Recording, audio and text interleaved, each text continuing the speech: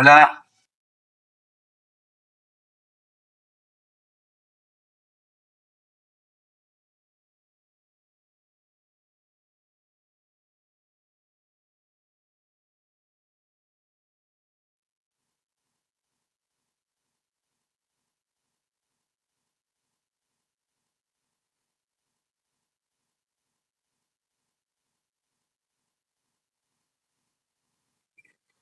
Gordo, Julián, London exponencial. gordo.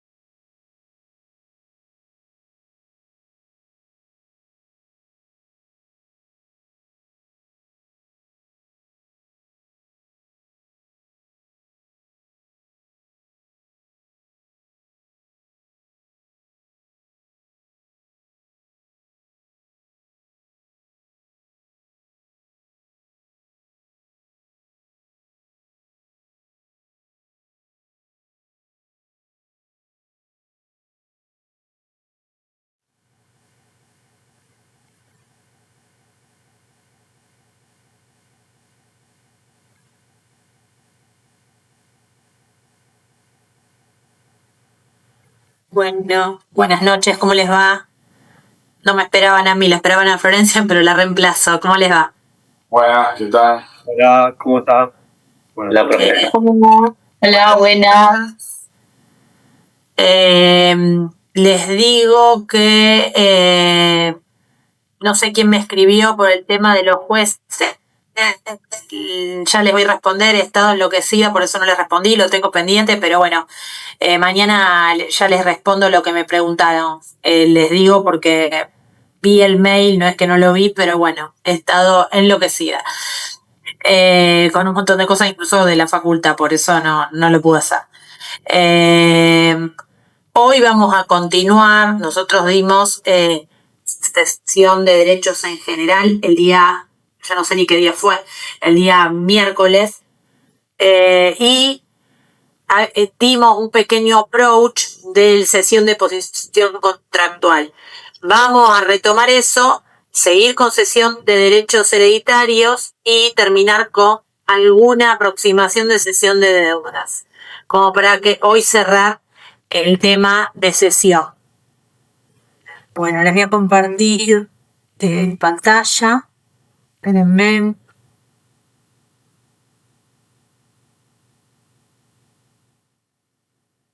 ¿Se ve? Sí, ya veo. Bueno, fantástico. Lo que pasa es que, bueno, están las herramientas, pero bueno, iré viendo porque si lo pongo, si no me lo voy a mandar a ver, a ver si esto... Claro, pero me lo... no, me lo manda al principio. Lo paso todo rápido. Porque como tengo pantalla... Ahí está. Bueno, esto ya lo vimos.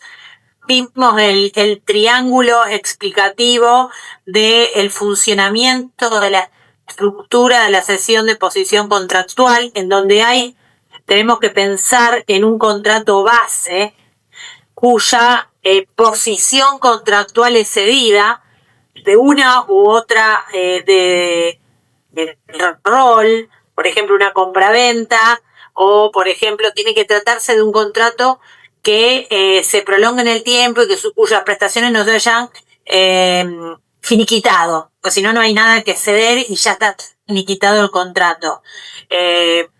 Una locación, por ejemplo, puede cederse si es que esto no está prohibido. Bueno, esto ya después lo vamos a ver, pero lo importante es que a lo que hacemos referencia al contrato base es justamente ese contrato, la posición contractual se cede.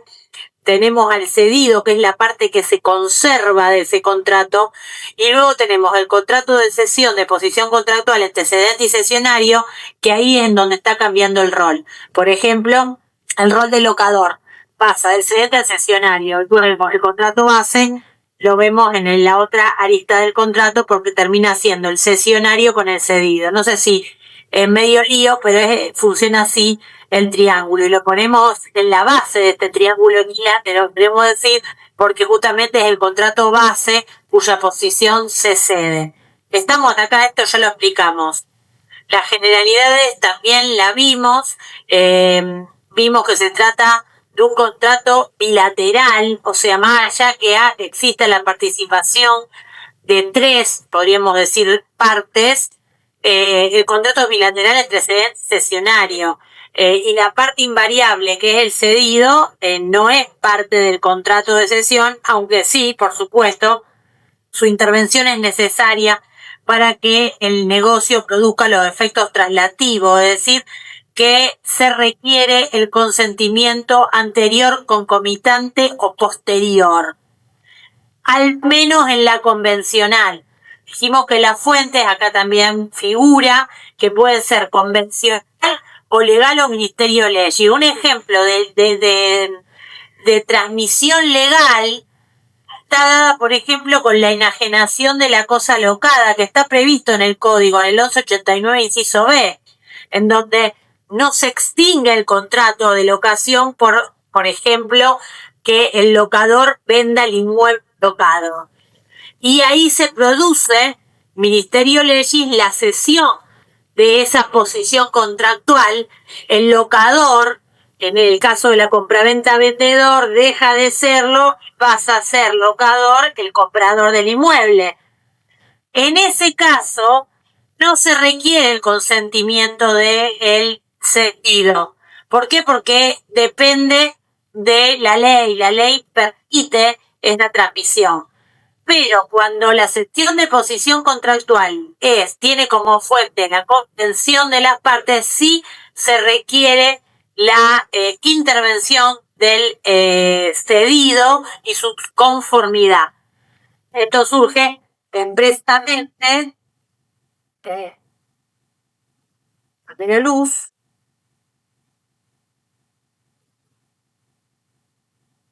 del 1639. Me lo puse mal esto, está mal, espérenme. Es 1636, me parecía. En los contratos con prestaciones pendientes, cualquiera de las partes puede transmitir a un tercero su posición contractual. Si las demás partes lo consienten, antes, simultáneamente o después de la cesión. Cuando se hace referencia a las demás partes, creo que lo ponemos acá, estamos refiriendo al deudor cedido. ¿Entienden? Porque obviamente, si no consentirían el cedente y el cesionario, no habría contrato. Entonces, cuando se hace referencia en el 1636 a las demás partes, se está haciendo referencia al deudor cedido y se requiere su conformidad.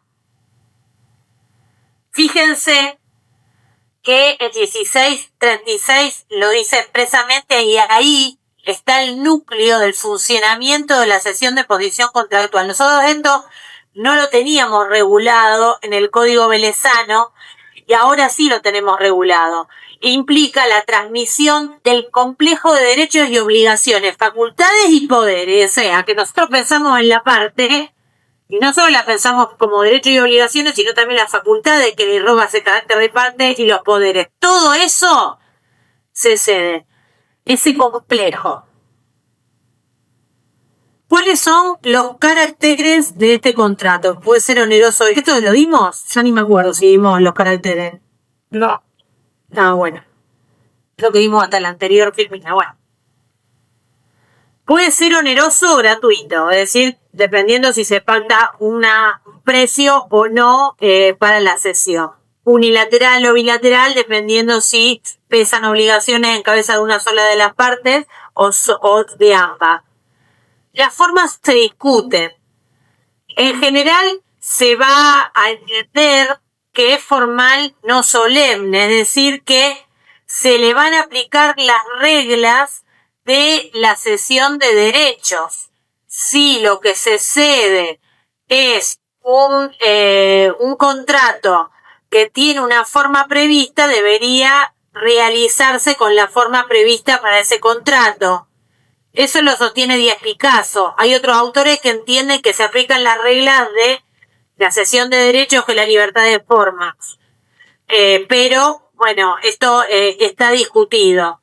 Generalmente, si se trata, por ejemplo, en un contrato de locación, se establece la cesión muchas veces en el mismo contrato, en la parte de atrás, al final, que se cede la posición contractual y se presta la conformidad.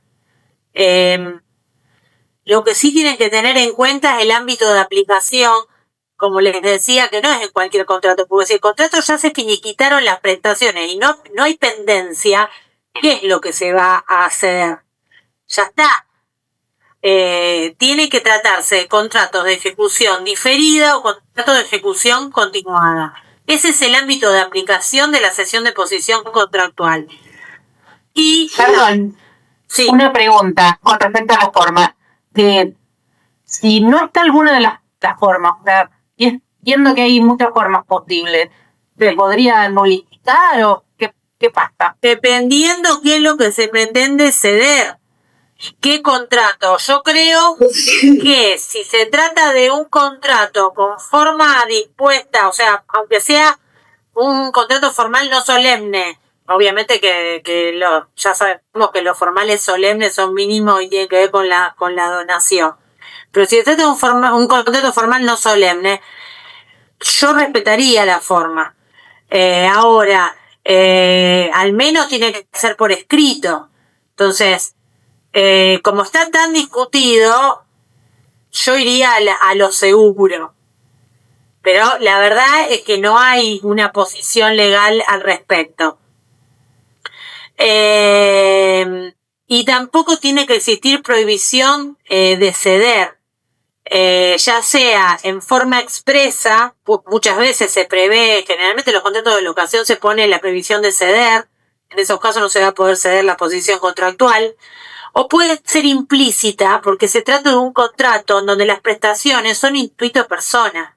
Entonces, si solamente la va a poder realizar la persona del cedente, no la va a poder ceder porque eso es incesible.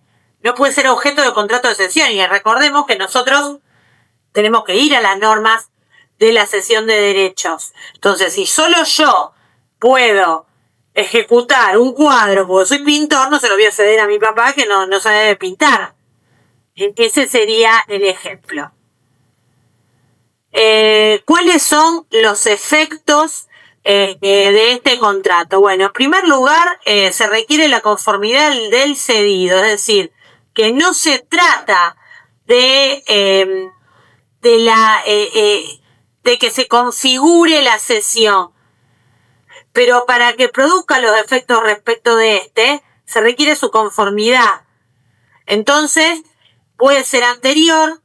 En ese caso se debe notificar al deudor cedido en los términos del 1620. Recuerden la notificación, que es un hito fundamental en la cesión de derechos y que tenía que realizarse por instrumento público o instrumento privado con fecha cierta. ¿Se acuerdan esto que lo hablamos en la otra clase? Puede ser concomitante en el mismo acto de celebración que conforme el deudor cedido, o puede ser posterior. Recién va a tener plenos efectos a partir de dicha conformidad. Antes no le va a ser oponible al cedido. Y si cumple, pensemos esto, si cumple el cedido en relación al cedente, va a estar cumpliendo bien. Entonces, ahí está la importancia, y esto lo sabemos en el contrato de cesión y lo vamos a seguir viendo en los otros supuestos de cesión que vayamos a ver. ¿Por qué es importante que sea oponible? Porque antes cumple bien cumpliéndole al cedente, o paga bien, no paga dos veces. Entonces, esto lo tenemos que tener muy en cuenta. ¿Cuáles son los efectos antecedente y cesionario? Surgen de la primera parte del 1637. Fíjense que desde la cesión o desde la notificación a la otra parte, el cedente se aparta de sus derechos y obligaciones y son asumidos por el cesionario. Es decir, que el plexo de derechos y obligaciones pasa del cedente al cesionario. Hay una modificación subjetiva del contrato base. Del triángulo que vimos al principio se modifica subjetivamente esa posición. Entre las partes, ¿cuáles son las obligaciones? Bueno, si es oneroso el pago del precio del cedente al cesionario, del cesionario al cedente, perdón. Y el cedente, si es oneroso, garantiza por evicción. Fíjense, ahora sí, el 1639, lo que dispone. El cedente garantiza al cesionario la existencia y validez del contrato. El pacto por el cual el cedente no garantiza la existencia y validez se tiene por no escrito si la nulidad o la inexistencia se debe a un hecho imputable al cedente. Si el cedente garantiza el cumplimiento de las obligaciones de los otros contratantes, responde como fiador, se aplican las normas sobre evicción en la cesión de derechos en general. Eso se establece expresamente en relación a la garantía por evicción. ¿Qué es lo que garantiza? Ahí le resalto subrayando la existencia y la validez del contrato. Después, no se garantiza que vaya a cumplir. Esto lo vimos también en la cesión de derechos en general. No se puede ni tampoco garantizar la solvencia. Entonces, en principio, lo que se garantiza es que el contrato sea válido y que exista.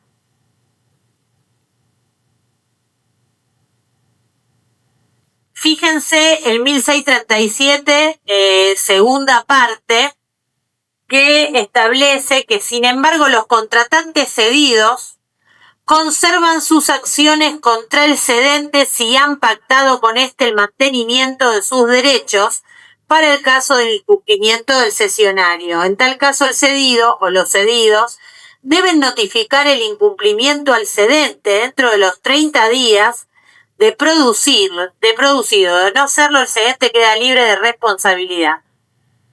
Es decir, pensemos cómo funciona como regla. En general se produce la liberación del cedente hacia el futuro, efectos ex nunc, hacia el futuro de la conformidad. Ahora, puede que el cedido diga, yo no libero al cedente. Yo quiero mantener las acciones contra el cedente para el caso de incumplimiento del cesionario. Hay una responsabilidad subsidiaria, porque al primero que yo voy a reclamar va a ser al cesionario como cedido. Pero me queda como segunda opción el cedente. En ese caso, el cedido tiene que cumplir un procedimiento si el cesionario no cumple. Y es notificar dicho incumplimiento del cesionario al cedente dentro de los 30 días de producido. Si no, se produce la caducidad de su derecho. Y esto está vinculado, todavía ustedes no vieron fianza, pero existe la obligación del acreedor en la fianza de no agravar la situación del fiador. Por ejemplo, dejando que se agrave la deuda y sin avisar y sin cumplir determinadas conductas que son de buena fe o de trabar cautelares. Entonces, en ese caso, se debe cumplir, al igual que en la fianza, determinadas conductas que sean acordes a la buena fe. Porque si se tiene una conducta totalmente desaprensiva por parte del cedido en relación al cesionario y por eso pierde los derechos, después no le puede reclamar al cedente. Esa es la razón de ser de la norma. Fíjense, el 1638 establece que los contratantes pueden oponer al cesionario. Los contratantes se refieren a los contratantes del contrato base, o sea, el cedente y el cedido. Pueden oponer al cesionario todas las excepciones derivadas del contrato, pero no las fundadas de otras relaciones con el cedente, excepto que hayan hecho expresa reserva al consentir la cesión. Es decir, que como dijimos, se le trasladan del cedente al cesionario el plexo de derechos y obligaciones, después el cedido va a poder oponer todas esas defensas que tenía contra el cedente al cesionario, por supuesto, porque ocupa su lugar. Entonces, en ese caso, obviamente que deberá cumplir también determinadas pautas de buena fe. Rafael, perdón que interrumpa. Sí, decime. Con respecto al tema del plexo de derechos que va a recibir ese Van a depender del contrato con base. Claro. ¿Qué pasa? El contrato base, si tiene una deuda, es decir, ¿carga con esa deuda? No. Sí, la posición contractual. La posición contractual, o sea, recibe el plexo con todas las deudas y obligaciones que tiene ese cedente. Sí, a partir de ese momento, o sea, pero lo anterior, si él presta conformidad, también. Sí. Porque es toda su posición en el contrato. Y si no lo sabía al momento de adquirir. No, ahí hay mala fe. O sea, el plexo, cuando hay dolo, ahí ya empieza a jugar diferente, porque en ese caso el cedente va a responder. Incluso está mintiendo y también va a responder por evicción en esos casos.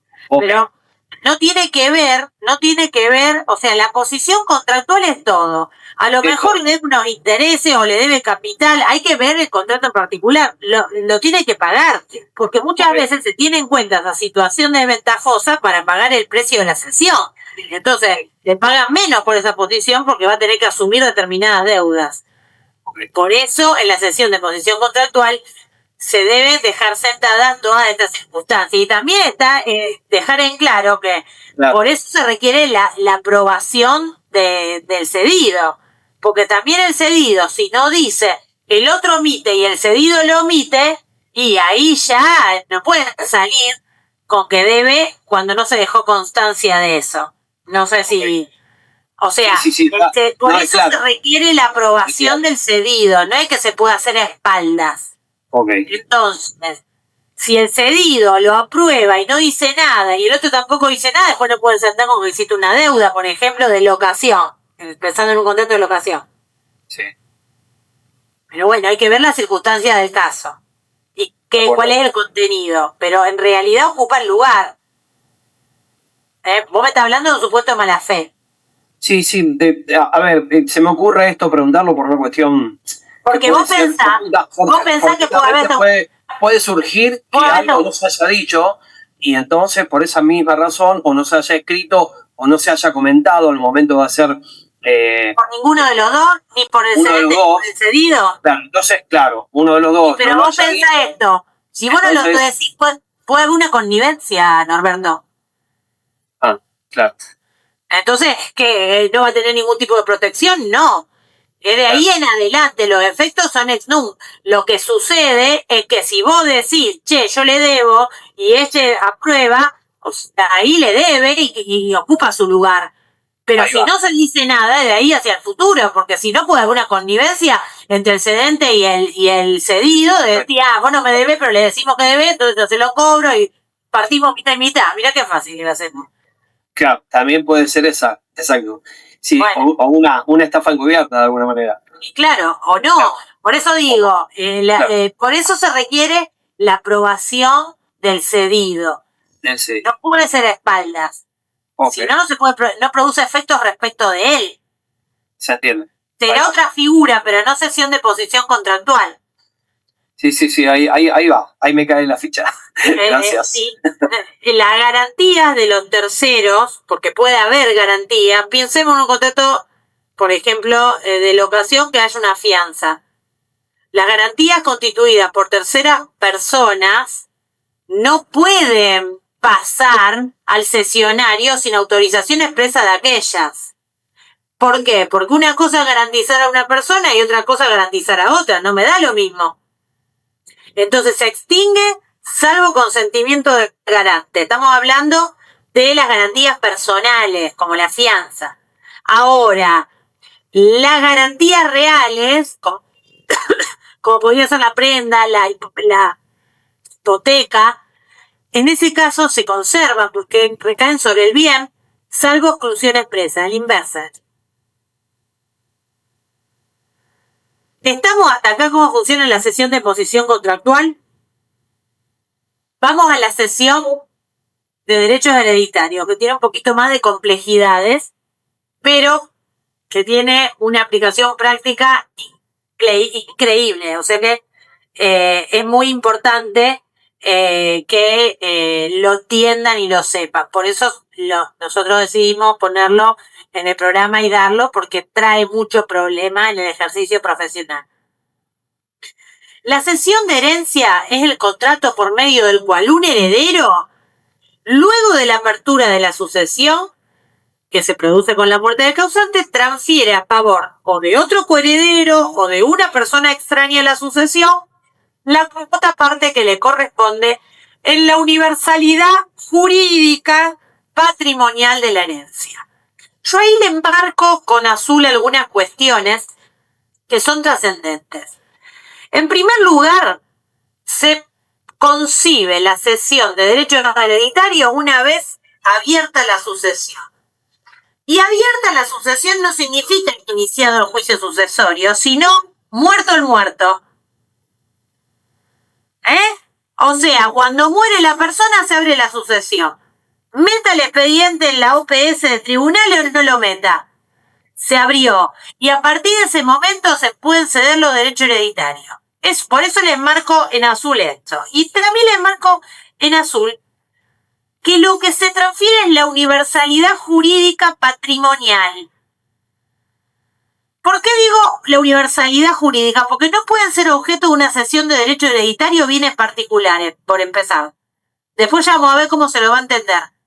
Pero bienes particulares no. La universalidad. ¿Y por qué patrimonial? Porque la calidad de herederos no se cede. Por eso les marco estas cuestiones. El heredero, que es dueño y titular de la herencia, dispone de la misma en su conjunto como una universalidad o como una alícuota, pero no puede ese heredero decir, che, te cedo la casa de Pueblo Hotel, es lo único que te cedo. No, eso no es cesión de derecho hereditario. ¿Estamos? Y no se cede la calidad de heredero, la calidad de heredero se conserva. Porque es a los fines patrimoniales la cesión de derechos hereditarios. Eso es crucial que lo entiendan, porque hace al ABC de la figura. ¿Cuáles son las partes? El cedente es el sucesor universal, ya sea heredero universal o heredero de cuota. Obviamente que hay conceptos que son derechos sucesorios, que no vamos a ahondar porque si no vamos a estar 10 años y encima le tengo que dar también cesión de deudas. Pero tienen que entender la lógica de este contrato. Que, entre paréntesis les digo, no está regulado en la parte de contrato, sino transmisión por causa de muerte, que ahora ya vamos a ver la metodología. Pero es un contrato, un verdadero contrato. Y el cesionario puede ser otro coheredero o puede ser un tercero extraño a la sucesión. No se requiere que sea un coheredero el cesionario. Metodología. Está regulado, como les decía, en el título 3, libro 5, dedicado a la transmisión de derechos por causa de muerte.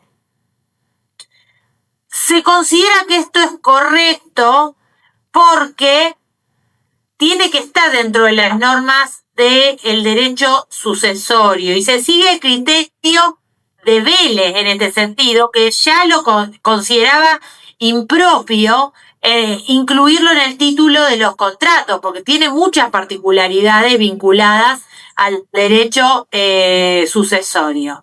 Entonces, metodológicamente no lo van a encontrar en los contratos típicos, por más que lo que es un contrato típico, sino en este título que les estoy mencionando. ¿Cuáles son? Sí. Perdón, yo tengo una duda, quedé como medio confundida con esto que dijiste que, o sea, estamos hablando de la cesión de derechos hereditarios, pero la calidad de heredero no se pierde. Entonces vendría a ser como, yo sigo siendo la heredera, pero entre comillas, y como hablando en criollo, el contenido económico, o sea, el derecho patrimonial de esa parte es lo que yo cedo. Exacto. Ok, perfecto, gracias. Quería saber si me había quedado claro, ahí me confundí. Fíjense, empieza, yo para marcarle los artículos, del 2302 al 2309 se regula la cesión de herencia, que sería la cesión de derecho hereditario, que es un contrato. En primer lugar, es formal. ¿De qué artículo? 2302, me hacen renegar, 2302 a 2309. Es un contrato formal con forma impuesta sin sanción de nulidad, o sea, un contrato formal no solemne, que admitía la conversión del acto si no se celebraba con la formalidad exigida por la ley. El 16-18, cuando nosotros vimos la forma de la cesión, dijimos que se exigía que la cesión de derechos hereditarios sea realizada por escritura pública. Eso dice el 16-18 inciso A. Y el 1018 que les cito ahí refiere a que existe la posibilidad de que si no se celebra en la forma exigida por la ley, sea convertido en esa forma. O sea, que no produce los efectos propios, pero sí produce otros efectos, que es que se eleve la forma exigida por la ley, que es la escritura pública. ¿Se acuerdan cuando decíamos, bueno, se celebra por boleto de compraventa? Bueno, lo que se eleve a escritura pública a la venta, bueno, es lo mismo. Porque nosotros pensamos, esto es el instrumento privado para el boleto. Sí, obviamente el caso más paradigmático, pero no es el único y se puede elevar a la forma exigida por la ley cualquier contrato que no la revista. Por eso lo tenemos en la parte general de forma, 1018, 1019, que lo vimos cuando vimos forma. Es un contrato aleatorio, porque no hay certeza. Acuérdense que dentro de los onerosos teníamos los conmutativos y los aleatorios. Los aleatorios eran aquellos en donde las partes desconocían cuáles eran sus sacrificios y cuáles iban a ser las ventajas que obtendrían del contrato. Ejemplo de ello, contrato de seguro. Yo pago la prima, pero no sé si el asegurador va a tener que pagarme porque ocurre un siniestro o no. Ahí está el alia. Lo mismo el contrato de renta vitalicia, donde depende de la muerte del cabeza de renta. Bueno, y toda una historia, hay un montón de contratos de juego y apuesta que depende del azar. Son todos contratos aleatorios. Esto yo hago este pequeño paréntesis porque no dimos clasificación. Es un tema sencillo, pero tiene su implicancia. ¿En qué reside la aleatoriedad del contrato de cesión de derechos hereditarios? Es que no hay certeza acerca de los bienes que le corresponderán al cesionario en virtud de la cesión. Porque la determinación de los bienes se conoce al momento de la partición, deducida las deudas y el sucesorio está constituido por tres partes. La primera parte, y esto es bien práctico, declaratoria de herederos. La segunda parte, inventario y avalúo de bienes, o cuando los herederos están de acuerdo, denuncia de bienes, así se denomina. Y la tercera parte, la partición. Hasta que no se produce la partición, que es la adjudicación de los bienes a través de hijuelas a los distintos herederos, yo no sé lo que me va a tocar. Después veremos si nos ponemos de acuerdo o no nos ponemos de acuerdo. Si no nos ponemos de acuerdo, tiene que ir una partición judicial y ahí lo va a determinar el tipo que sale sorteado y el que toca, la suerte le toca. Entonces, fíjense si no es aleatorio. Y además, tampoco sabemos si van a surgir deudas o cargas.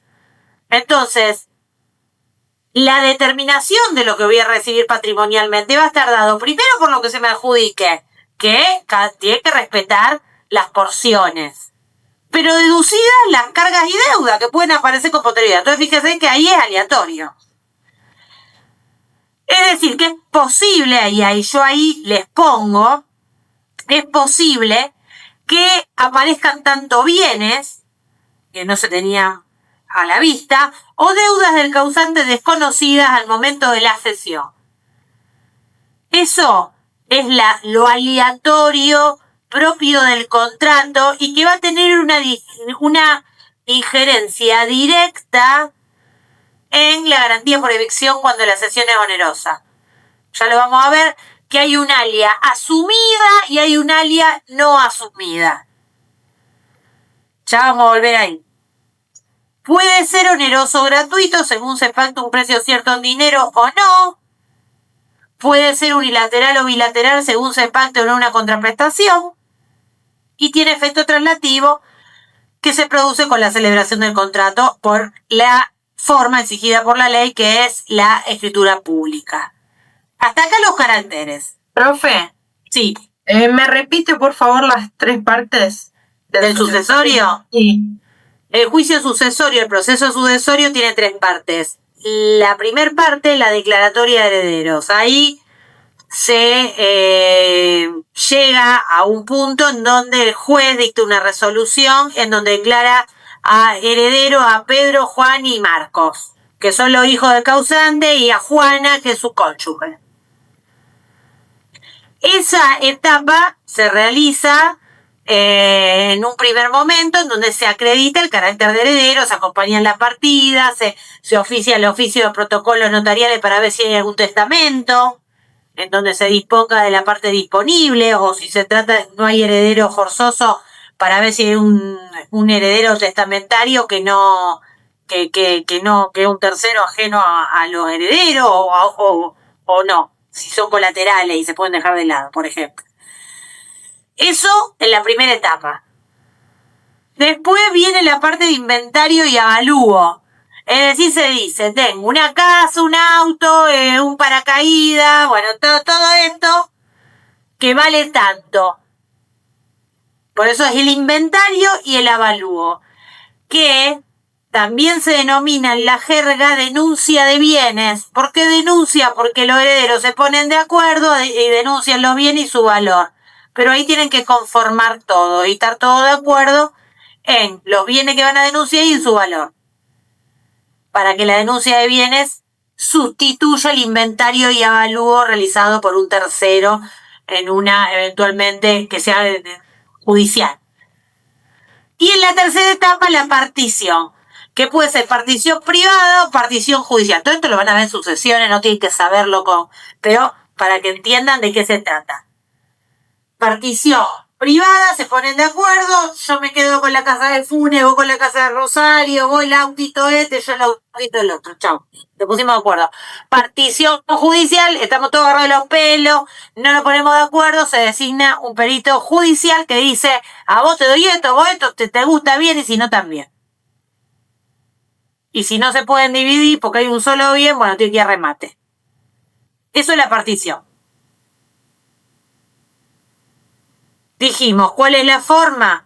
El contrato de cesión, esto que les entre. Porque también antes se discutía si se podía realizar por acta judicial. No. Ahora está expresamente dispuesto por la ley que tiene que ser por escritura pública. ¿Qué pasa si no se cumple con la formalidad? Las partes quedan obligadas a otorgarla, y si no la otorgan, la parte condenada a otorgarla resulta remisa, el juez puede hacerlo en su lugar. ¿Se acuerdan que eso era viable? Que el juez suscriba la escritura en lugar del deudor remiso, el que tiene que firmarla y no la quiere firmar. Perdón, ¿no era formal no solemne? Por eso. ¿Y la escritura solemne, el formal solemne eran las donaciones. Las donaciones de bien inmueble, de renta periódico vitalicia. En esos casos es solemne, ¿por qué? Porque tiene que ser celebrado por escritura pública, y si no se celebra por escritura pública es nulo de nulidad absoluta. No se puede negar después. Es acá. Ok. Sí, por eso, rememoremos. Sí. Yo lo doy por sentado, sí. Otra cosa, pero ya la dimos. Sí, ok, sí. En cambio, el formal no solemne se exige una forma, pero si no se celebra bajo esa forma, puede ser elevada a la forma. Es decir, que no es nulo, sino que es ineficaz. ¿Por qué? Porque no produce los efectos propios, sino otros, que es que se eleve la forma exigida por la ley. Que es lo que dice el 1018. ¿Cuál es el objeto mediato del contrato de cesión de herencia? Todo o una parte alícuota de la herencia. Fíjense que es una parte alícuota o el todo, no un bien. no los bienes concretos que lo componen, y ahí yo le pongo de nuevo, no comprende la calidad de heredero. Se trata de la situación jurídica patrimonial que tiene el cedente en relación a la herencia, tanto el activo como el pasivo. Sería también una posición, no contractual, pero es la posición del cedente en la herencia, como un plexo total. Puede ser también una porción, una alícuota, pero no un bien determinado. Puede decir, mira, te cedo el 50% de mi calidad, de mi posición en la universalidad jurídica. Eso sí se puede. Lo que no se puede decir te cedo la casa de Funes. Porque no es cesión de derecho hereditario. Ahora vamos a ver qué sería ese caso, porque muchas veces se hace. Acá está. Cesión de bienes determinados. ¿Qué se suele hacer? Estamos en el trámite sucesorio y se vende un bien hereditario singular. Para que se pueda vender, requiere la conformidad de todos los herederos e importa un acto particionario. ¿Por qué? Porque los herederos firman todo, ya existiendo esto, a ver, para que usted lo entienda. Cuando hay declaratoria de herederos y hay denuncia de bienes, si no, no se puede hacer esto antes, o sea, se puede hacer, pero no se puede concretizar en el registro. Cuando hay declaratoria de herederos, se puede hacer esto. Lo otro, si se hace, también es un riesgo, perdón que le haga paréntesis, lo que pasa no saben sucesiones. Es un riesgo para el que compra, de que yo no sé si quien me está vendiendo, le estoy pagando un precio y no sé si el que me está vendiendo es heredero o no heredero, ¿me entienden? O hay otras personas que no están firmando. Es un riesgo total.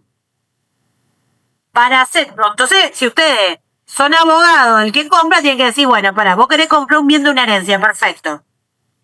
Este bien determinado. ¿Hay declaratoria de heredero? Sí, hay.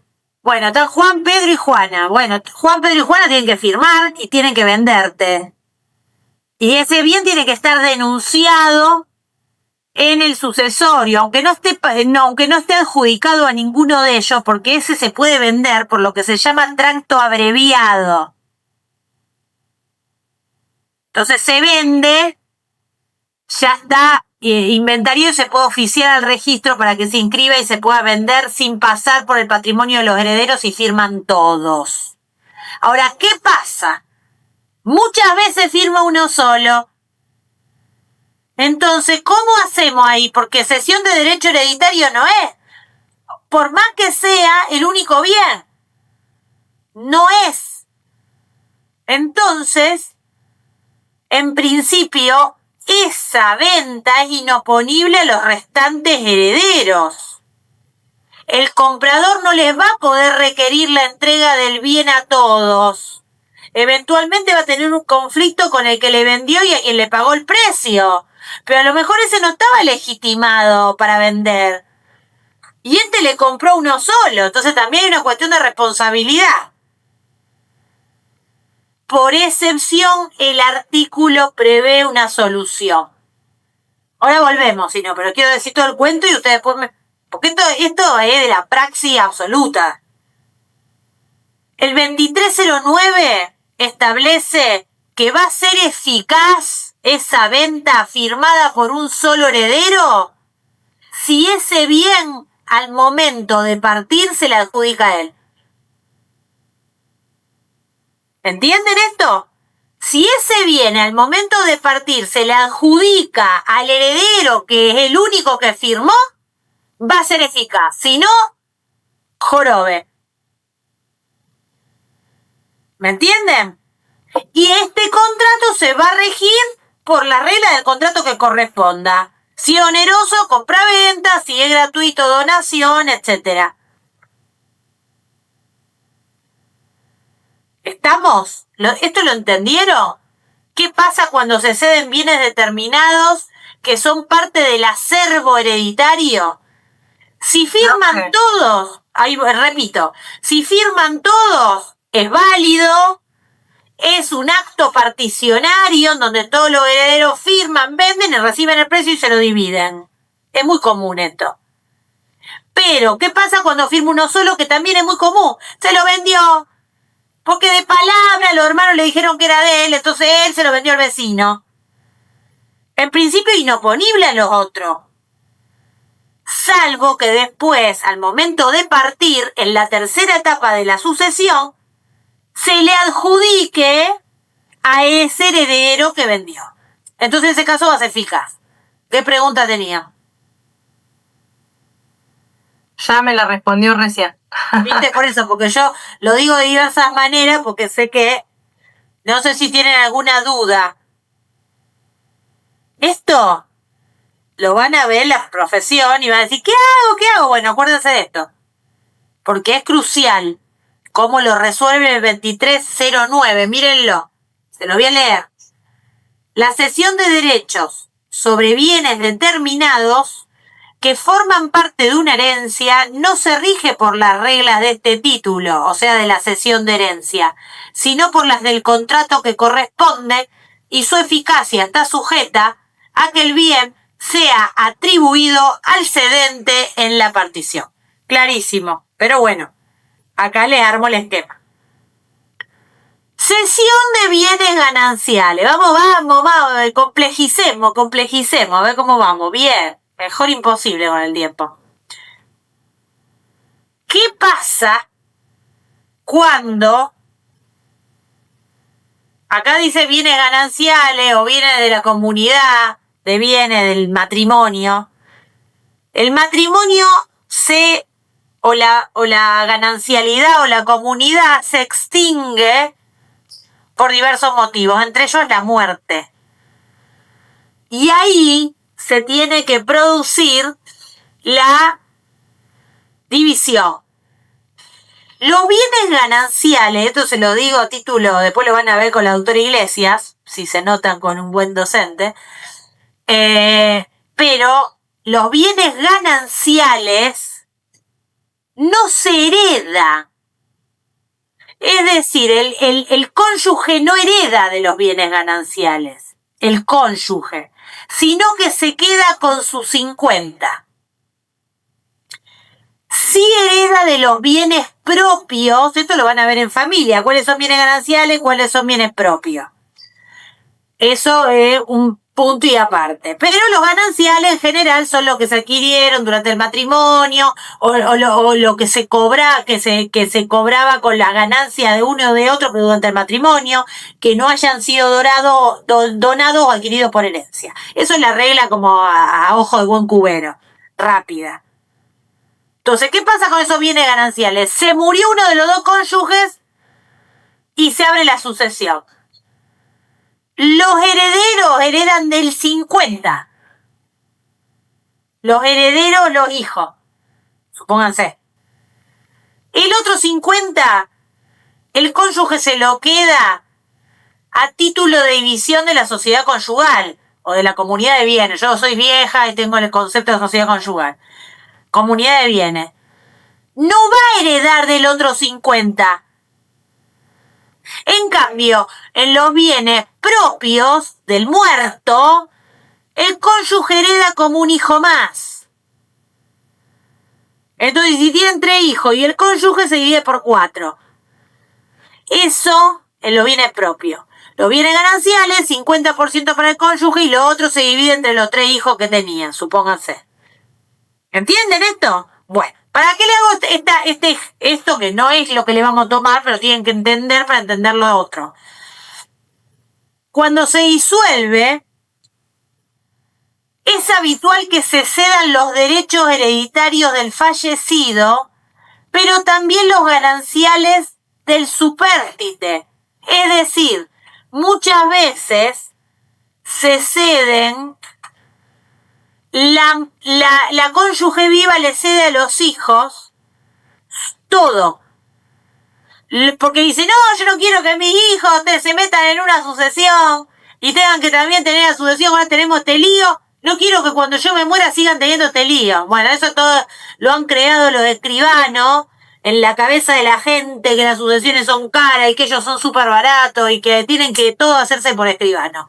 Defendamos a los abogados. Eso lo digo como abogada, obviamente, los escribanos le van a decir otra cosa. Se ve mucho en la práctica ese tipo de consultas. Obvio.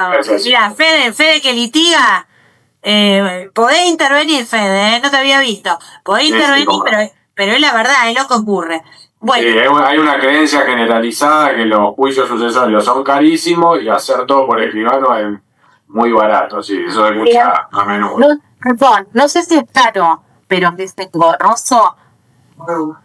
Depende. A ver, ¿qué es la sucesión? Te la regalo. Yo estoy pariendo. Bueno, pero escúchame, a ver, y voy a decir un paréntesis, depende. Si están todos agarrados de los pelos, va a ser engorroso. No es por eso. Pero bueno, hubiésemos resuelto las cosas antes y estaríamos todos tranquilos. Bueno, yo lo que creo que cuando se ponen de acuerdo no es engorroso. Cuando están agarrados los pelos, súper engorroso. Pero cuando están agarrados los pelos tampoco se puede hacer por escribano. Claro, tal cual. Entonces, no es el caso. Estamos todos de acuerdo, pero no lo podemos resolver. Bueno, también hay jueces, bueno, dejémoslo ahí. Hay jueces y jueces. Hay jueces prácticos y jueces complicados. Pero bueno, hay excepciones. Yo no creo que la sucesión sea un trámite engorroso, un trámite burocrático, nada más. Pero bueno, sí, he tenido sucesiones que duran un montón porque están peleándose por la jarrita, porque se llevó el auto, porque lo manejó, porque me miró y entonces me debe la puerta, porque la puerta le hizo un rayón y se llevó la foto de la abuela. Bueno, si estamos así, podemos estar 35 años. Pero en general, bueno, en mi opinión.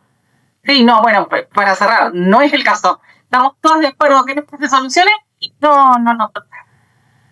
Bueno, eso ya no conozco las particularidades. Pero bueno, se ceden uno, otros vamos. Es decir, se cede todo. Se cede el derecho hereditario desde el muerto y también se ceden los otros. El 2308 establece lo siguiente. Las disposiciones de este título se aplican a la cesión de derechos que corresponden a un cónyuge la indivisión poscomunitaria que acaece por muerte del otro cónyuge. Es decir, que se pueden ceder por herencia, como derecho hereditario, los bienes gananciales. ¿Entienden? Por más que no sean parte del acervo. De hecho, y digo otra paréntesis, cuando se denuncian los bienes gananciales se tienen que denunciar en un 100%. Esto es una cosa práctica, pero es así. Porque ustedes me dirán, y no, pero si es el 50% del cónyuge. No, pero se tiene que denunciar en un 100%, porque ahí se produce la división de la sociedad conyugal. Entonces, esos bienes gananciales van a poder ser objeto de cesión de herencia. Oportunidad, esto ya se lo adelanté, pero vamos a refrescar. La oportunidad en que puede realizarse la cesión. La cesión de derecho hereditario no se puede hacer en cualquier momento. Hay un tiempo finito para hacerla, que puede ser largo o no, pero hay un debe y un hasta. Como dijimos, desde el momento del fallecimiento del causante, que es lo que se entiende como sucesión abierta, esté o no iniciado el juicio sucesorio. Se murió hoy mismo puedo ceder, a partir de la muerte. Si lo hago antes, es un pacto de herencia futura prohibido del 10-10, salvo la excepción del pacto de familia, que se puede. Pero si no, en general, el pacto de herencia futura es un pacto prohibido, un contrato prohibido, objeto prohibido, nulo de nulidad absoluta. No se pueden ceder los derechos hereditarios a una persona viva. ¿Hasta cuándo? O sea, murió, se puede. Si no murió, no se puede. ¿Hasta cuándo? Hasta el momento que se realice la partición, momento límite. Porque si no, una vez que se hizo la partición y se adjudicó, ya no puedo ceder una universalidad, porque desapareció esa universalidad. Si con posterioridad se realizan transferencias de bienes, van a ser los contratos en particular que se trate. Si a mí ya se me adjudicó una casa, la puedo vender. Pero no ceder el derecho hereditario. Porque desapareció esa indivisión hereditaria. desapareció el objeto de la herencia, ¿entienden? Desde la muerte hasta la partición. Después, olvídense. Efectos traslativos. Con el mero acuerdo se transfiere la titularidad de los derechos hereditarios, en donde el cesionario se coloca en la posición del cedente en la sucesión. Esto lo dice el 2304. ¿Qué derechos tiene el cesionario y qué obligaciones? Tiene derecho a recibir los bienes hereditarios en el estado en que se encuentren al momento de la apertura de la sucesión. Y acá se les pone un ejemplo. Si el heredero grabó, enajenó o consumió los bienes, debe resarcir al cesionario, salvo pacto en contrario. O sea que tiene derecho a recibir la herencia tal como estaba a la fecha de la muerte del causante. ¿Qué obligaciones tiene el cesionario? Las deudas y cargas de la sucesión. Los gastos, honorario, tributo, todo eso tiene que pagar el cesionario, salvo que se pacte otra cosa. Todo eso se pacta, si vamos a pactar otra cosa, se va a pactar en la sesión de derecho hereditario, que se va a realizar por escritura pública. Fíjense que el 2307 establece que el cesionario debe reembolsar al cedente lo que éste pague por su parte en las deudas y cargas de la sucesión, hasta la concurrencia del valor de la porción de la herencia recibida. Las cargas particulares del cedente y los tributos que graben la transmisión hereditaria están a cargo del cesionario si están impagos el tiempo de la cesión. Hay una cosa que le quiero decir también a abuelo de pájaro, porque no la quiero espoliar a la doctora Iglesias, que se enoja, y aparte no lo voy a explicar como ella seguramente, que es que en general la herencia se acepta con beneficio de inventario. ¿Esto qué significa? Que las deudas de la herencia se van a pagar con la herencia misma y no me van a poder venir a atacar mi patrimonio. Yo a lo sumo, con lo que recibo pago. Si no alcanza, bueno, mala suerte. Porque la acepté con beneficio de inventario. Entonces, por eso también se habla de la aleatoriedad, porque a mí me pueden ceder los derechos hereditarios y termina haciendo que salgo en cero. Lo peor que me puede pasar es que eso es importantísimo saberlo. Eso es importantísimo saberlo, porque vos estás recibiendo una herencia, de alguna manera, de tus padres, de tus abuelos, de quien sea, y si había alguna deuda, alguna carga o alguna situación compleja, no te afecta tu patrimonio particular. Exactamente, se presume que se acepta con beneficio de inventario, salvo que se lo acepte en forma expresa de otra manera. Beneficio de inventario, ahí está. Buenísimo eso, muy interesante. Bueno, Gracias. eso igual se lo va a explicar la doctora Iglesias mejor que yo, que es súper especialista a nivel nacional, máxima exponente, pero no lo digo porque sea mi amiga, sino porque lo es. O sea, tiene libros, tiene de todo, y yo lo que les digo es del ejercicio profesional y lo que sé como abogada, no como lo que les puedo explicar de contratos. Pero es así. Momento a partir del cual se producen los efectos entre las partes. Entre las partes dijimos cedente y cesionario. Heredero, universal o de cuota, y el cesionario, sea coheredero o un tercero extraño. Se produce de la celebración los efectos, de el otorgamiento de la escritura pública. Y si no se otorgó, solo se puede exigir que se otorgue, pero no la ejecución del contrato. ¿Entienden? Si se le celebró por instrumento privado, se puede exigir la elevación a la forma prevista por la ley. Por eso decimos que no produce los efectos propios, sino el efecto de que se otorgue en la forma dispuesta por la ley. Por eso le pongo, si no se celebró en esa solemnidad, no se puede exigir la ejecución del contrato porque no produce sus efectos propios. ¿Estamos? Eso entre partes.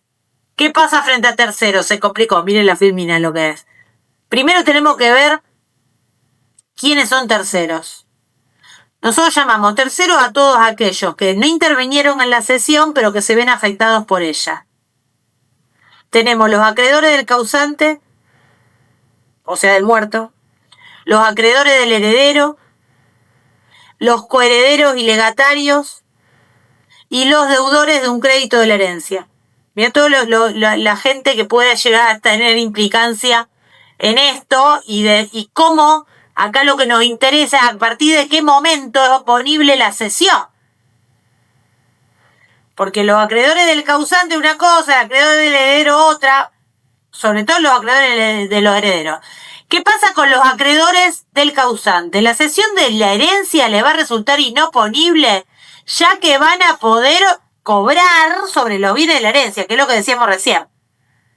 Esos son los acreedores del causante. No me importa si se lo cobro al cedente o al cesionario, hasta los bienes de la herencia lo voy a cobrar. Entonces no me interesa. La cesión de herencia le resulta inoponible. Acreedores del heredero. Ahí sí es importante. ¿Por qué? Porque el acreedor del heredero está esperando que entren esos bienes para cobrarse. Porque si este hereda, ¿cómo hago para cautelar eso y tener prioridad? Esto es crucial. La cesión de herencia resulta oponible a los acreedores personales del heredero desde que se incorpora la escritura de cesión del expediente sucesorio. ¿Se acuerdan que habíamos dicho que era crucial para la oponibilidad que se presente en el sucesorio? Una vez que se presenta en el sucesorio, si los acreedores del heredero traban un embargo, no va a tener prioridad. Fíjense. Porque va a tener prioridad el cesionario. Entonces, si traban embargo en el expediente de la sucesión con anterioridad a la presentación, por más que sea posterior a la cesión en sí celebrada por escritura pública, van a tener prioridad. Pero si primero fue presentado en el sucesorio, va a primar el cesionario. Y los acreedores del heredero, si te he visto, no me acuerdo. ¿Sí? Importante. Coherederos y legatarios. La oponibilidad a los coherederos y a los legatarios en la presentación de la escritura en el expediente sucesorio, porque a partir de ese momento le van a tener que notificar al cesionario todo lo que ocurra en el proceso. Bajo pena de nulidad. No basta con que le notifiquen al cedente, sino al cesionario. Y él va a ser el que participa en la administración de los bienes, en la denuncia de bienes, va a ser el que va a tener que firmar la denuncia de bienes, que va a tener que intervenir en el juicio de los cobros de crédito o de pago de deuda. Va a ocupar la posición del cedente en toda la esfera patrimonial. No va a pasar a ser heredero, pero en la esfera patrimonial va a ocupar su lugar. Y los deudores de un crédito de la herencia es distinto, porque la oponibilidad va a estar dada por la notificación en los términos del 1620. ¿Entienden? La oponibilidad de la cesión con relación al deudor de un crédito de la herencia se logra desde la notificación de la misma. Entonces, si ese deudor de la sucesión paga a los herederos antes de encontrarse notificado de la cesión, paga bien. En cambio, una vez que se le notificó, no paga bien al heredero cedente, sino que le va a tener que pagar al cesionario. Y si le paga al cedente, paga mal y tiene que pagar 2 veces. ¿Entienden esto? O sea que en este caso, lo importante va a ser que se le notifique la cesión a ese deudor cedido, para que pague bien en lugar del cedente, heredero cedente, al cesionario.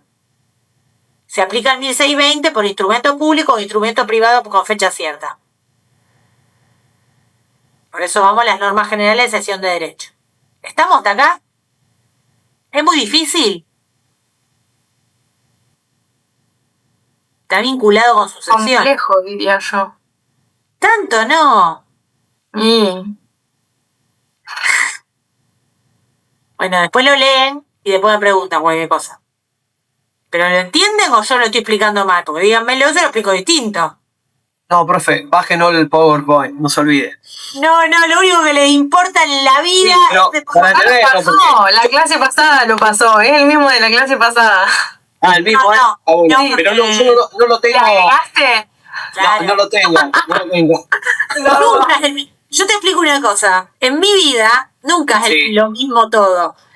Me copian las demandas. Yo mira siento de los abogados que me copian las demandas en el tribunal, nunca son las mismas.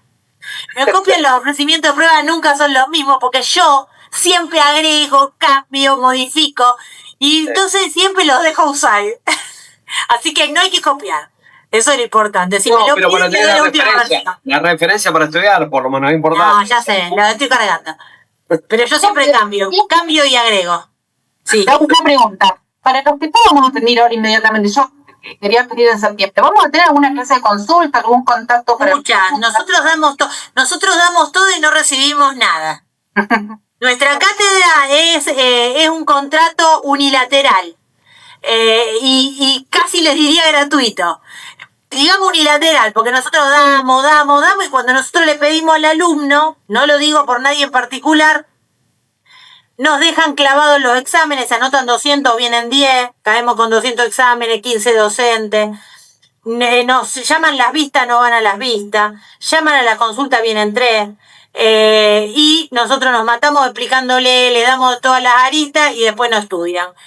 Es un contrato unilateral, lamentable, pero es lo que venimos viendo. Ojalá que no se puede generalizar porque hay alumnos espectaculares, pero nos está pasando eso y es muy triste, porque nosotros con esto lo damos por amor a la docencia. O sea, esto no lo hacemos por un incentivo económico la de enseñar en la universidad, sino por amor a la universidad pública, que en mi caso me dio el título.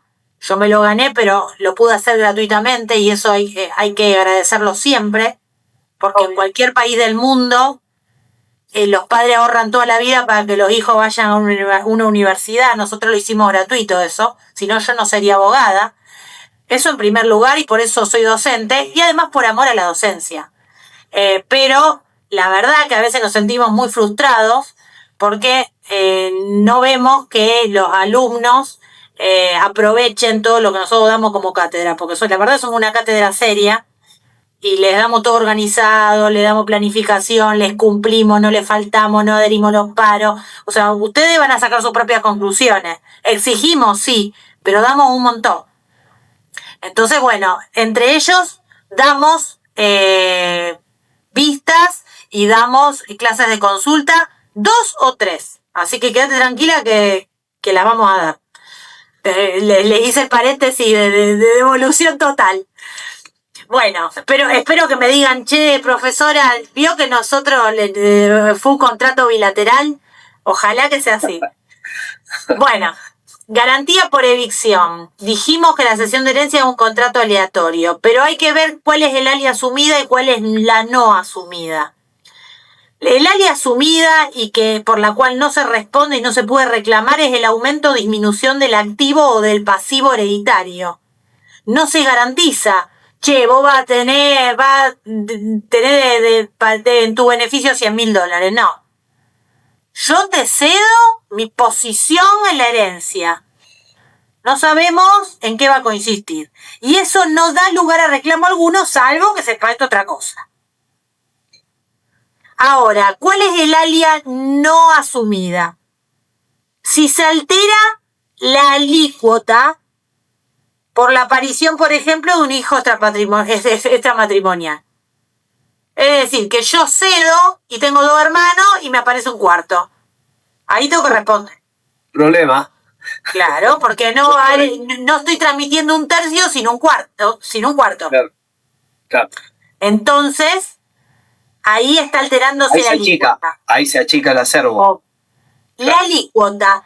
A lo mejor ahí heredo más que en el caso del área asumida. Pero el área asumida, ¿qué es lo que asumí? Bueno, no se sabe cuánto voy a heredar. Ahora, en este caso sí se sabe cuál es la porción. Y también la pérdida de calidad heredero.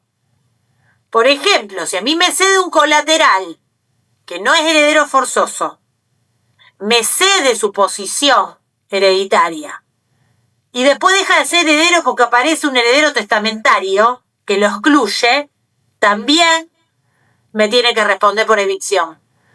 En estos 2 casos hay responsabilidad por evicción. Como regla, Esa es el alia que no se asume y por lo tanto genera responsabilidad si se da. ¿Estamos? ¿Cuál es la garantía, el contenido de la garantía por evicción? Primero vamos a ver cuándo la cesión es onerosa. El cedente garantiza al cesionario, y acá hay medio una reiteración de lo anterior, pero dicho de otra manera, pero para que se le grabe. Su calidad de heredero lo garantiza. Y es responsable si es excluido de la sucesión por perder esa calidad de heredero. Y también garantiza la parte indivisa cedida, que es lo que les dije antes. Por excepción, no va a ser responsable si cedió los derechos como litigiosos sin dolo de su parte. O sea, te cedo los derechos hereditarios como dudosos o litigiosos. Listo, no responde porque eso no se sabe. Y sin dolo, es decir, no, yo sabía que no era de heredero, pero le digo que es litigioso para no tener responsabilidad por evicción. No, ahí hay dolo y responde igual. Vamos a la excepción de la excepción, que vuelve a la regla, responde si actuó con dolo. Por ejemplo, sabía que los derechos hereditarios no le pertenecían. Volvemos a la regla y responde. ¿Estamos? Principio, se garantiza por evicción la calidad de heredero y la porción. Excepción, no responde si lo cedió como litigioso, dudoso y sin dolo. Excepción por excepción, que vuelve a la regla. Va a responder si actuó con dolo sabiendo que no tenía esos derechos. Facilísimo. No me pongan cara porque es facilísimo. Más esquemático no se los puedo hacer. ¿Qué pasa cuando la cesión es gratuita? El principio es que no se garantiza por evicción. Dijimos que la garantía por evicción y por vicio redivitorio es un efecto natural de los contratos oneroso. Entonces, el que es gratuita, el principio general es que no garantiza. Responde en los casos que responde el donante. Ahí hay una remisión a las normas de la donación, porque hay supuestos en que el donante responde cuando actúa de mala fe. Si tiene conocimiento de que lo donado no le pertenecía y, por supuesto, el donatario lo ignoraba. En esos casos va a responder. Entonces, lo mismo va a ser si es gratuito y actuó con mala fe, sabiendo que no tenía su calidad de tal, va a responder por los daños que se irrogan. Por más que sea gratuito. Pero lo que se evalúa acá es la mala fe. El 2305 dice esto, en otras palabras, después léanlo. Cesión de deudas.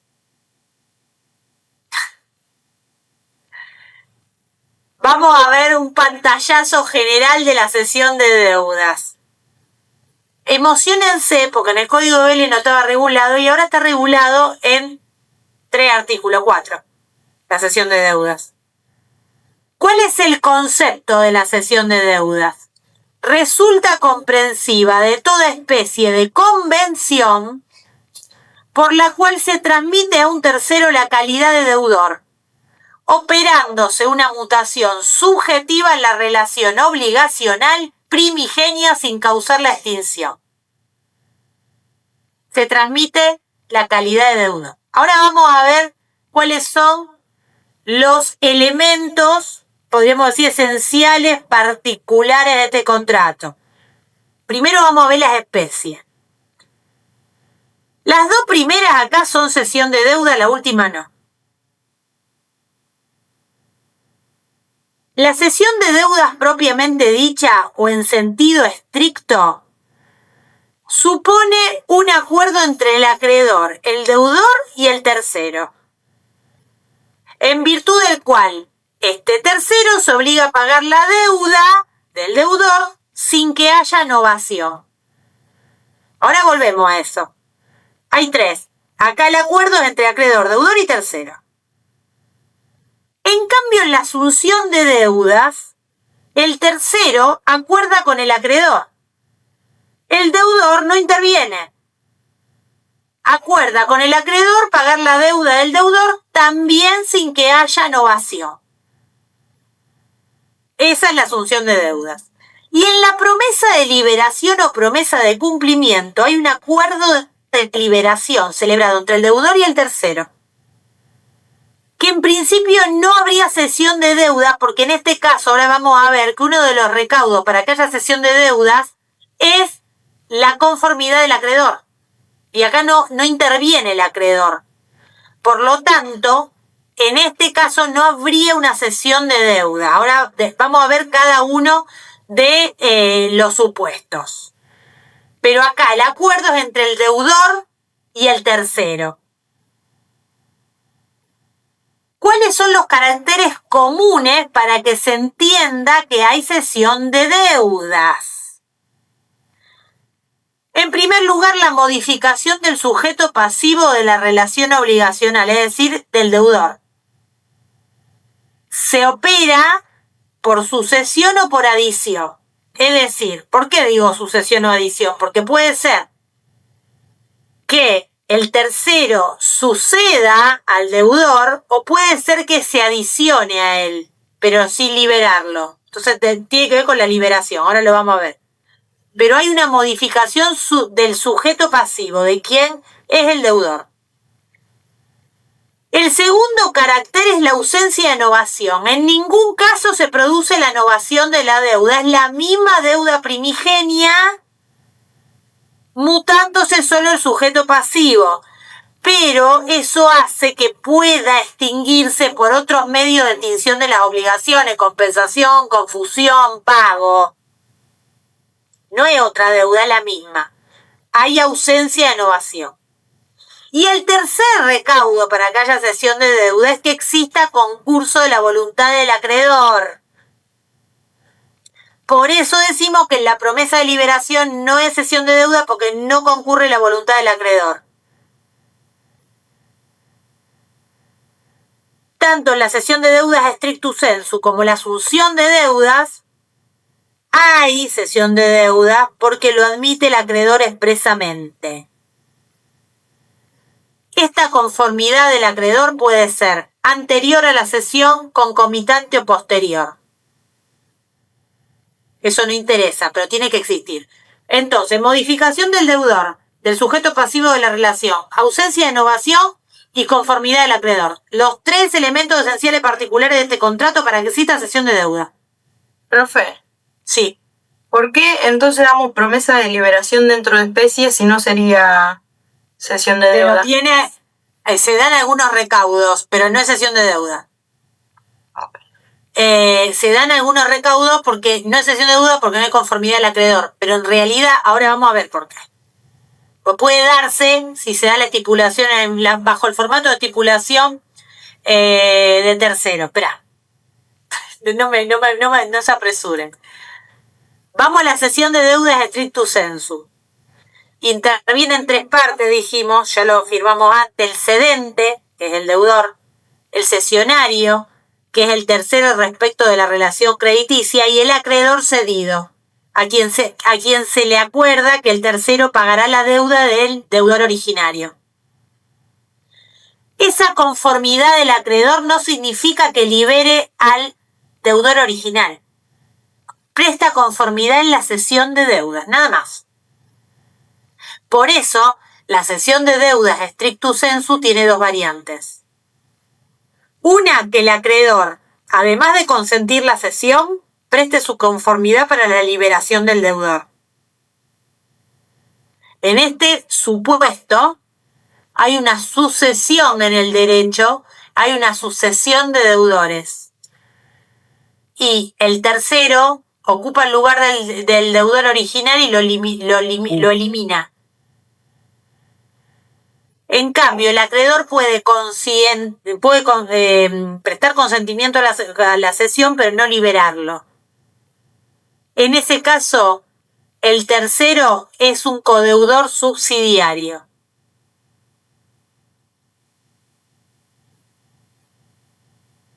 Esto se critica, esta solución. ¿Por qué? Porque en realidad el subsidiario debería ser el deudor original. Pero no. La solución que establece el código es que primero debe reclamarle en caso de que no pague, el deudor principal va a ir al tercero. En ambos casos hay una modificación subjetiva que carece de efectos novatorios. En el primero hay una sucesión, en el segundo una adición, porque no lo libera el deudor original. Pero no hay efectos novatorios. Eso en cuanto a la cesión de deudas stricto sensu. Vamos a la asunción de deudas. También es un negocio jurídico bilateral.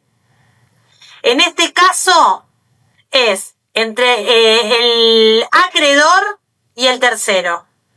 Viene el tercero quien asume la deuda del deudor. O sea que el deudor originario no negocia, no participa en la negociación. Acá me quedo desfasado. Bien, tengo que arreglarlo todo el PowerPoint. Ya lo estoy modificando cuando lo voy mirando. El tercero, sin que medie voluntad del deudor, asume la obligación y lo desplaza, sustituye y ocupa su lugar. En el régimen vigente se tipifica la asunción de deudas por la cual el acreedor libera al deudor y de lo contrario se entiende rechazada la asunción de deudas. ¿Entienden? O sea, no hay posibilidad de que diga asume la deuda y sigo con este. Ahora, porque asume la deuda y paga. Pero este que paga, este tercero que paga, puede hacerlo gratuitamente porque lo quiere ayudar al deudor, pero si no tiene ánimo de realizar una liberalidad, hay que ver la postura que tiene el deudor en relación a este tercero. Porque va a poder repetir del deudor, si es oneroso, si decide no liberarlo porque sí. Si lo ignora, se van a aplicar las reglas de la gestión de negocios. Y si se opone, la de empleo útil basado en el enriquecimiento sin causa. Si no es ni una ni otra, se entiende que es un mandato tácito. Y por eso también puede repetir de él. Pero estas son las causas por las cuales puede este tercero repetir del deudor primigenio. Asume la deuda de ese deudor, le paga al acreedor, lo saca del medio y después veamos. Bueno, ¿tengo intenciones de realizar una liberalidad? No se lo cobra nunca. Ahora, si no tiene intención de realizar una liberalidad, se lo puede cobrar, puede repetir. Y en ese caso va, dependiendo del supuesto, si lo ignora, si se opone o si lo acepta, se van a aplicar las distintas reglas. ¿Entienden?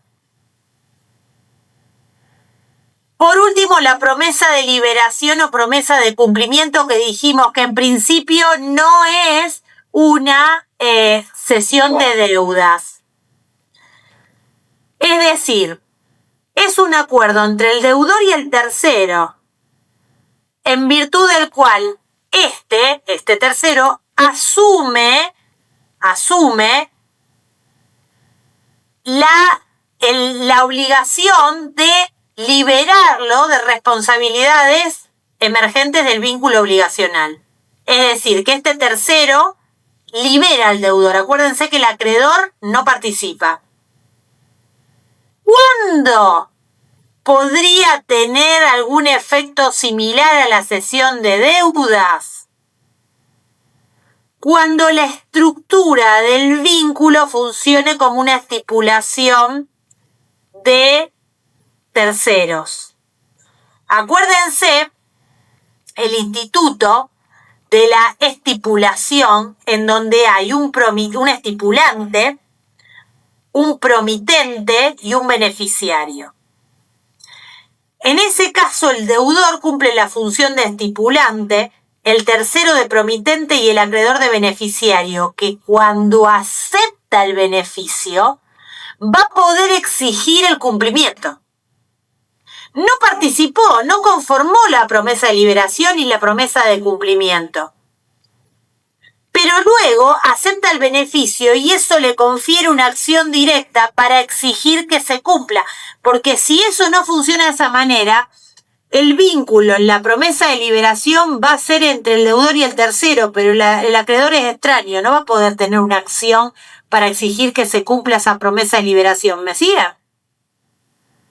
En cambio, si el acuerdo entre el tercero y el deudor adopta la estructura de la estipulación a favor de terceros, en donde el acreedor acepta el beneficio, podría tener efectos similares.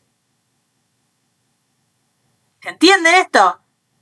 Estipulación, lo vimos, ¿lo entienden? Chau. ¿Ya está? Ya está. Tename que, mientras ustedes me ponen, no, pues tengo que corregir algunas cosas antes de mandárselo. Y después no se lo voy a mandar, sino. Espera. Me vayan poniéndome la asistencia y me van preguntando. Ya está. Ya está, ya está. Para bien o para mal, ya está. Por lo menos lo puse. Yo lo puse. ¿Qué cosa? El resto creo que lo fue poniendo, me parece. ¿Qué cosa? La asistencia. Yo dije que ya está. Ya está todo. Bueno. No, el PowerPoint todavía no se ve. No, el PowerPoint es lo único que le importa. Pero bueno. No, pero se los quiero arreglar porque después, encima, lo estudian mal. Ay, Dios.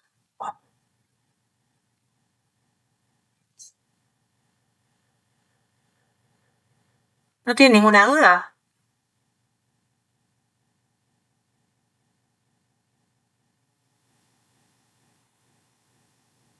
No.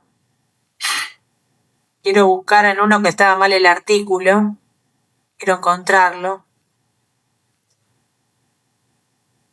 Porque encima lo van a estudiar mal. Pues si no estudien de acá. Lean el libro, yo se los pido por favor. Pero, viste, no quiero. Sí. Pero. Hay uno que no me acuerdo qué número de filmina es que... Era el artículo 1636 y había puesto 1639. Sí, pero lo tengo que encontrar en qué filmina está. Se lo voy a mandar igual entero todo porque no lo tengo separado, pero... Y otro error vi, pero no me acuerdo cuál ya.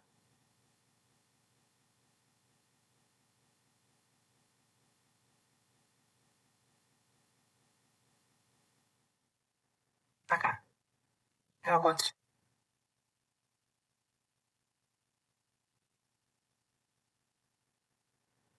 No me acuerdo que otra cosa que también estaba mal. Algo que estaba desfasado, dijiste al final. No, eso ya lo relé. Pero esto algo estaba...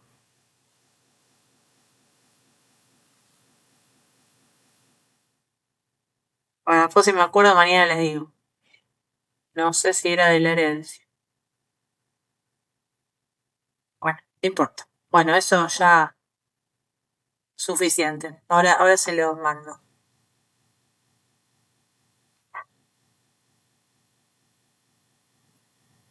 Ya pusieron todo lo Ahora, si venía Florencia que no le hace el PowerPoint, no le piden el PowerPoint. Es como conmigo tienen el berretín del PowerPoint. Bárbara, que. Una pelea terrible. ¿Yo? Sale la litigante de adentro, sale. Sí, salgo la litigante, porque quieren estudiar el PowerPoint y me ponen, yo no tendría que mandar el PowerPoint. El titular me va a retar, porque tienen que estudiar el libro, porque esto es un esquema. Es como referente, profe, nada más, una referencia. Y mejor que no lo suban a ninguno de esos grupos que tienen.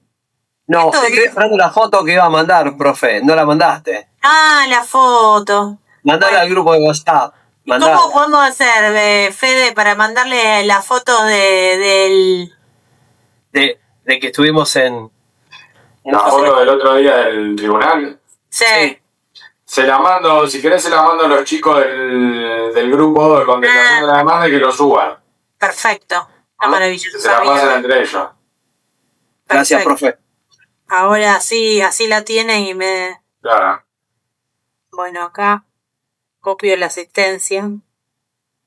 Bueno, mañana me tienen que soportar de nuevo. Yo sé que una cosa una vez por semana y otra son dos, pero Una bueno. genia, profe, sabes mucho. Sí, bueno, ponele. Escúchame, mañana vamos a dar práctica. Vamos a dar redacción de documentos contractuales. Primero les voy a dar una aproximación de redacción que les va a servir. Hay un librito muy interesante que es viejo, que nosotros lo adaptamos, que se llama Cómo redactar un contrato de Alterini, que está en la biblioteca. Ese libro explica cómo redactar un contrato, que no es con la IA ni con Google, pero es anterior a la reforma del código, fíjense lo viejo que es. Pero nosotros lo adaptamos al código nuevo, o sea, tuvo una explicación en base al criterio de Alterini con un código nuevo, entonces le voy a explicar eso, cómo tienen que pensar ustedes cuando tengan que redactar un contrato y después van a tener que ir a salas y elaborar algunos documentos contractuales. Puede ser cláusulas, carta de documento, contrato, bueno, ya vamos a ver. Ahí están subidas las actividades. Así que bueno, mañana nos vemos y bueno, espero que se conecten, ya veo que no viene nadie porque no les interesa. Pero bueno, eso es lo que vamos a hacer mañana. Así que bueno, buenas noches, al final se hizo 20:35. Muchas gracias, profe. Gracias, Saludos a todos. Buenas noches, Edu. Y les Saludos, contesto profe. el mail a los Chau. jueces, no se preocupen. Chao. Nos vemos. Bueno.